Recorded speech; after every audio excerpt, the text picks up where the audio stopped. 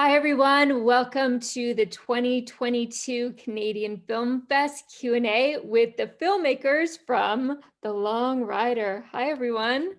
Hi, Ashley. Hello. Can I have you introduce yourselves, please? Sure. Well, my name is Cisterna. I produced and directed the film. I would love to take most of the credit for it, but I can only take a minuscule amount of it. The gentleman on the screen here is responsible for this epic story. And you are? My name is Felipe. I am the luckiest guy in the world to have had Cisterna direct this documentary, this film, which I started working on 10 years ago. I shot most of the film, director of photography. And next to me, I am Clara de Bell, Felipe's fiance. Yeah. And the most important part of the film.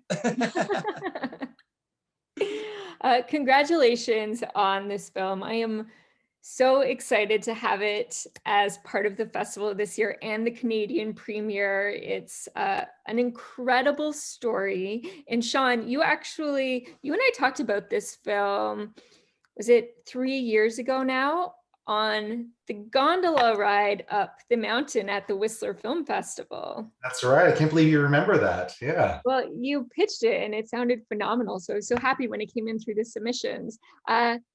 You and Felipe actually know each other. That's right. Yeah, we went to the same high school, eh, Sean? We went to the same high school. I might have been a few years, behind Felipe. We shared the same high school building, and we connected through a former teacher a few years later after I graduated, and immediately taken with Felipe's presence. And at the time, you were just a lowly little actor, right? And yeah, that's pursuing the arts. That's exactly it. I always loved the arts, and again, like for me, that's one of the special parts of the story as well, is to have someone that's been a part of my life for how many years now, Sean? I don't know, like 12, 13 years we've known each other. 2005, what would that be? So that's 17 years, man. 17 years, yeah. So when it came time to put this film together, because it was so close to me, I needed someone that I could trust. So again, I'm just the luckiest guy in the world to have had such a talented filmmaker, craft this story. And I'm really excited for everyone in Canada to watch it in its world premiere. When you started out on your journey, did you know that you wanted to make a documentary about this journey, and did you have Sean attached at that point, or did you just have a sense that you needed to record it and see where it landed?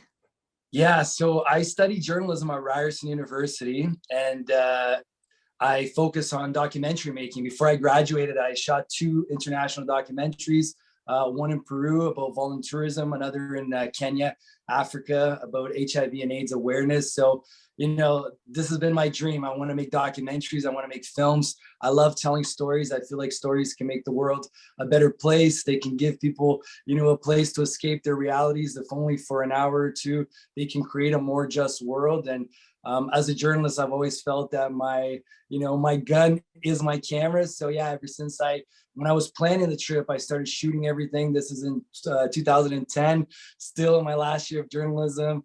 I glued a bunch of paper on my wall and made my war room to start planning this journey. I didn't have a single horseshoe to take the first step. And that's when I started documenting it. And it was always my goal to have a feature film about the journey. Amazing. Now, your commitment to this project, I mean, most films don't take 8 years to make, but your journey took 8 years. Was there ever a time in the process where you said, you know what, I think I've had enough. Like, I don't want to see me on film. I don't want to talk to the camera. I do not want to reveal myself and what's going on in this process? For sure. On day one, when I left the Calgary Stampede, I'm like, what am I doing with my life? I'm like, what did I get myself into?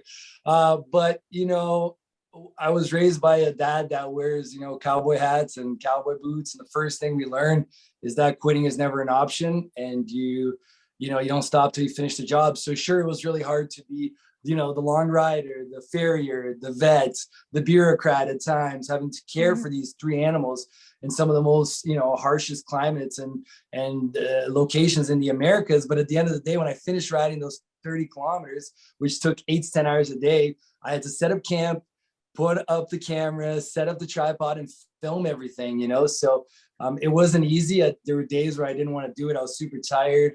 There was so much going on around me, but ultimately I undertook this journey not only to live out this dream of mine, but to document everything and show the world, you know, an expose on the Americas at 3 kilometers an hour. I got to break bread with, you know, billionaires, people who had nothing, drug lords, ranchers. And I think the film, The Long Rider, is not only a film about a journey, it's also very telling of the Americas today, because I traveled so slowly. I had the opportunity to enter those people's homes. So that kept me shooting the entire time. That's such a beautiful part of the film, is actually those experiences where you get like the intimate portrait of the diversity within the continent, and then actually like, you know, moving through countries. Clara, Yes. how did you feel when the cameras turned on you? Oh my goodness. In the beginning, it was so hard because first, my English, it was so bad.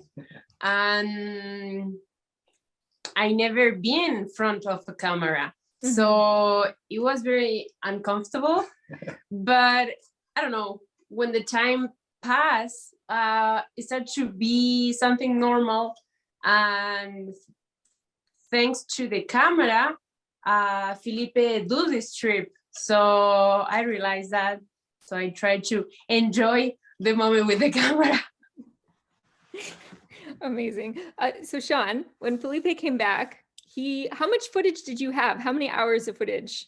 I think once we got the hard drives all loaded up, if you hit play today, the footage would finish 27 and a half days from now if you watched it straight. So it's about over 500 hours of footage.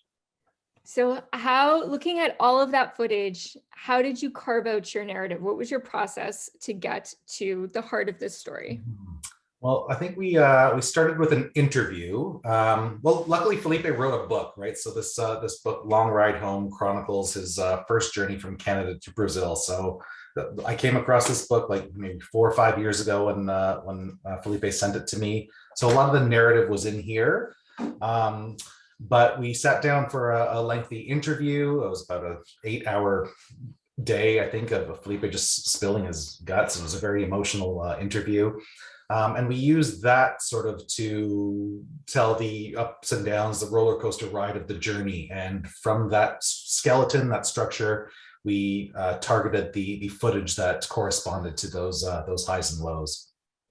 Amazing. So how long did it take you then on your side, Sean, to craft?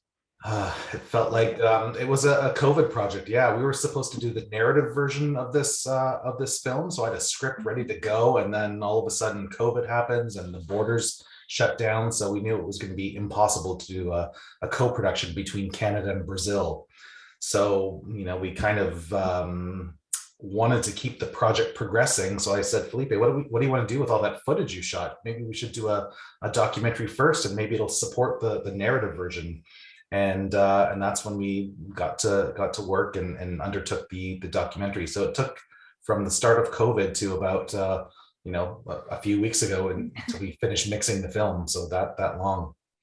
Amazing. Well, I'm glad you said that, because I think this film screams narrative version. It's such a phenomenal story in terms of a person's resilience, the personal journey they go on, the external elements and those conflicts, the relationship to the horses and animals, and like how profoundly those affect you and become part of you as an individual. And then of course, crossing borders and the conflicts, from the bureaucratic to more the larger commentaries on that are so beautiful.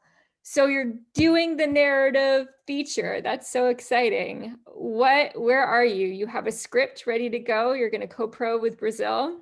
That's the plan. Yeah. Every co-production takes, what seems like a Herculean amount of effort to put together and find the right partners. So we want to shoot the film. We can't travel to 12 different countries like Felipe did. So we want Canada to stand in as Canada and the United States. Mexico would stand in for much of Latin America, and Brazil would represent South America. So we think that in shooting in 3 different countries, we could make it look like 12 and have that expansive journey. Amazing. So what's next for the film after the festival? We want to launch a theatrical sort of screenings throughout the summer. We're going to use the Calgary Stampede in July as maybe a send-off for the film. Felipe is doing some work with the Stampede and can help get our trailer seen kind of around the world when horse culture is at its peak. Mm-hmm. We're being invited to different festivals around the United States and Canada, so we're looking to share more when those are announced. So for audiences at home who want to follow the Long Rider's journey as a film, where can they find you? Felipe knows. Where do we find it? Instagram at The Long Rider Film, or Sean Cisterna on Facebook and Instagram, Mythic Productions, or myself, Felipe Massetti. You can find out all the details about the film, when it's going to come out on Super Channel, and all of the theatrical dates that we're going to be launching this summer across Canada. We can't wait to meet you guys and have you watch this very emotional film. Judging by our first premiere, a lot of tears. The response was phenomenal. It was the first time we saw an audience watch it, and it was very emotional for me to see people's reactions to it and the way that it touched their hearts. So I'm very excited to share this with our Canadian audience at the Canadian Film Festival. Thank you. Thank you so much for bringing the film to the festival. As I said, it's our honor to screen it. We're so excited about it. And we're excited for it to find audiences in Canada and support the film as it continues its festival run, but also its release. Thank you all very much. Thank you, Ashley. Thank you, Ashley. Thank you. And for everyone watching at home, come back tomorrow. Sit back, relax, witness the greatest. It don't get better than this.